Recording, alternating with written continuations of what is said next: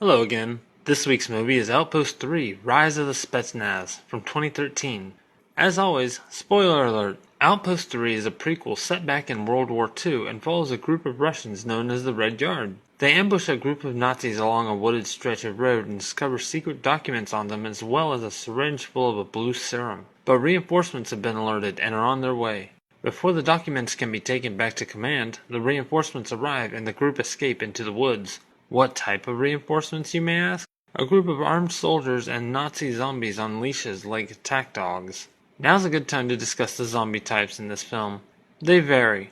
It's a time of experimentation in the Nazi army. Some of the zombies are savage, barely controlled on leashes. Some are large, armor-wearing brutes. Some can use weapons, and others seem to be able to use their minds as weapons. Oh, blink and you'll miss it moment. Wolf zombies, or soldiers. Not much is known about them. So the reinforcements take out all the Russians but three: Dolokhov, the Red Yard commander, Fyodor, and Arkady. This movie has some really nice gore and savagery, by the way.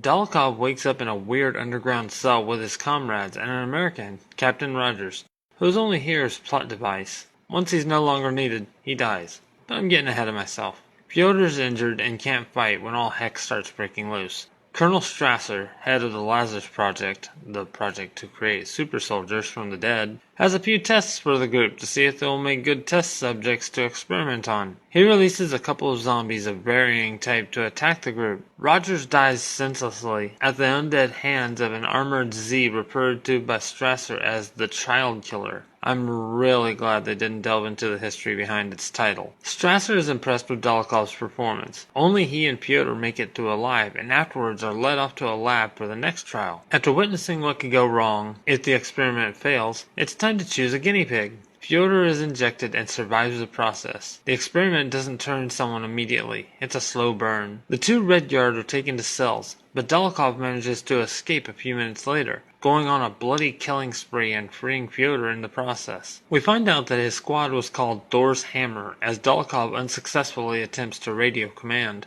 It's not much longer until someone discovers the breakout and sounds the alarm. More bodies for the count. By this time, Fyodor is starting to feel the effects of the experiment and is feeling better actually. But some soldiers corral them into a room with an elevator that only goes down further, so they escape downward. The elevator opens to an area full of cell doors. Strasser finds out where they are and instructs one of the guards to open the cell doors. Several large zombies step out and attack the two Red Yard. They try to fight, but only Fyodor is doing any damage. He tells Dolokhov to run as he's getting overwhelmed by the zombies. Running into the elevator, Dolokhov quickly climbs into a ceiling opening as a large zombie follows him in. The elevator gets to the top where a group of soldiers have been posted, and the zombie starts laying waste. The soldiers try shooting it, but little damage is done at first. Dolokhov drops down into the elevator a minute later and proceeds through the carnage of dead soldiers. He catches up to the zombie, who's only crawling by this point, and puts a couple of rounds through its skull. Making his way through the hallways, Dolokhov gets the drop on Strasser and injures him badly with a knife. They exchange words, and Dolokhov ends him in brutal fashion.